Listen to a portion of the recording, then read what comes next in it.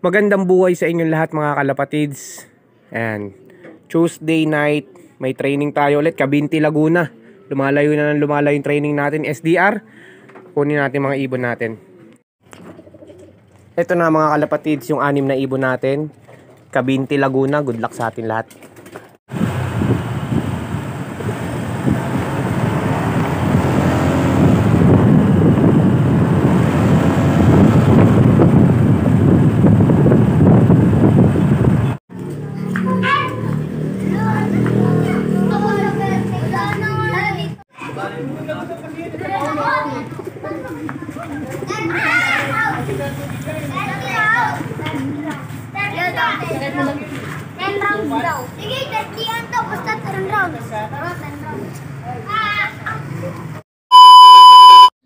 Good morning mga kalapatid, sa abang tayo ng kalapati natin.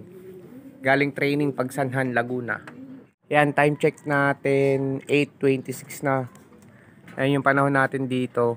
So, hindi daw maganda yung panahon sa Cabinti, Laguna, kaya binaba ng Pagsanhan. Umuulan. Umagang na-smash ang mga ibon natin na training. Yan, habang hinihintay natin yung mga training birds natin galing Laguna, magpapatuka muna tayo ng ibang mga kalapati natin. Let's go!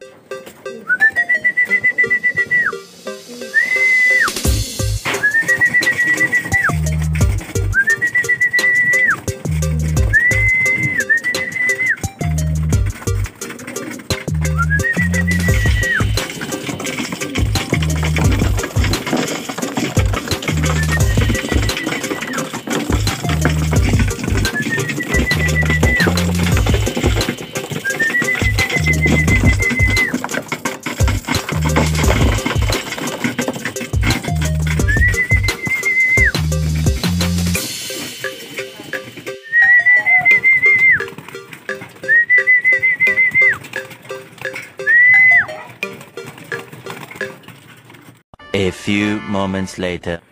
Yan, good morning. Ngayon lang tayo nakakyat. Time check natin, alas 10 na.